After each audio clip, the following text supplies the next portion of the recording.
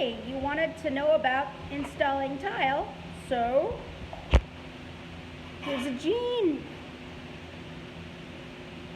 So installing tile is really easy. So it comes with surface prep. The first thing I'm going to do, I'm going to take my handy scraper. I'm going to push all of the stuff that's in the way out of the way. Get a nice, good surface. Next, I'm going to test fit to make sure I got plenty of space to put the piece in. If it was going to go over, I don't want to do that. If you look, I have a stagger. I'm building from my facing in the room right to left or left to right based on the direction. But you want to build it like this way where it's always descending. That way this piece will always have a piece that it's overlapping to keep that nice straight edge. So, what we're going to do first, we're going to take our premix, we're going to get a big old scoop, plop it down. We're going to go ahead and take this big mix, start spreading it out. We want to make sure that we get all the corners nice and good. Don't worry about the thickness of it because when we use the trowel, it'll adjust the size. You want to make sure you get plenty of that starter groove right here. And you want to push it out. And don't be afraid to add mass amounts. It's going to get cleaned up. But you want it to overlap the edge. If it doesn't overlap the edge, you'll have a gap that's not going to get filled. So you go like this, and you just keep pushing it around until it gets all of those edges. Just like that. So I know based on where my premix or my pieces is going to be about right here, so I don't have to go much further. I just want to make sure it's spread out, nice and easy, like you put peanut butter on bread, or in this case, peanut butter on a plate. Do a little bit more over here, just to make sure it's nice and even. All right. Now that we have this, It's kind of like buttercream frosting almost. we're going to take our trowel, hold it at a 45-degree angle, butt it to this piece, using this as our guide. And we're going to take our sweet time to come right across. And I'm going to look at the grooves. It's going to tell me if I'm going too fast, too slow, not using enough pressure, so on. Nice and easy. So take the excess.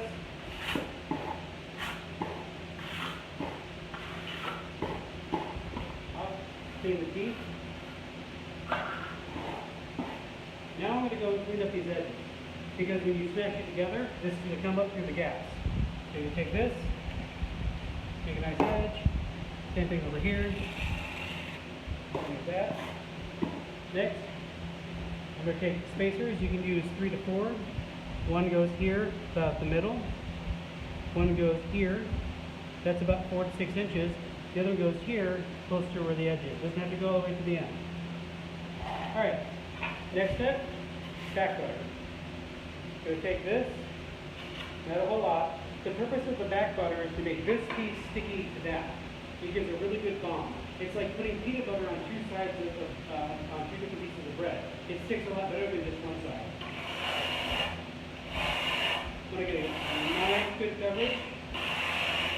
It doesn't have to be 100%.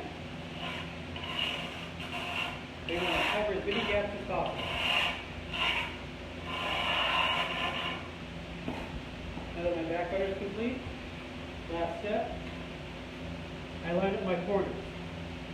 I pivot over, and I look down over the teeth, or over the spacers. I put it down, push into place. And I use my hands to feel the gap, give it a couple good slaps, and that feels much smoother now. And from here, if I want, I can take some of the extra off. And notice how this space is about 3 inches from the end, right here. So the point is, you want to keep good, consistent gaps. Now, if I'm done with this run, and I like the way it looks, I go back with my little cutting knife, and I clean up. Same thing over here.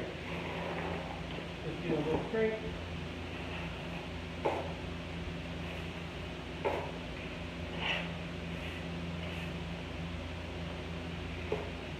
And then don't touch this for 12 hours. The upside, it's very much a self-correcting process where if this doesn't look right, you can peel it off, scrape everything off, and do it again. I mix small batches. This is about 7 solo cups worth, all mixed together with water. you get a nice good consistency. So if I go like this, that's a good amount of consistency because then it doesn't fully stick. It doesn't just run off like really thick pancake butter. You want it to be like a smooth but sloppy peanut butter. And when you go through it, you want to feel a good amount of resistance, but not like you're pushing through sand.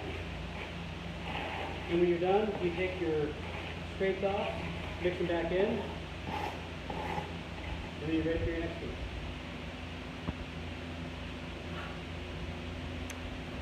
Okay.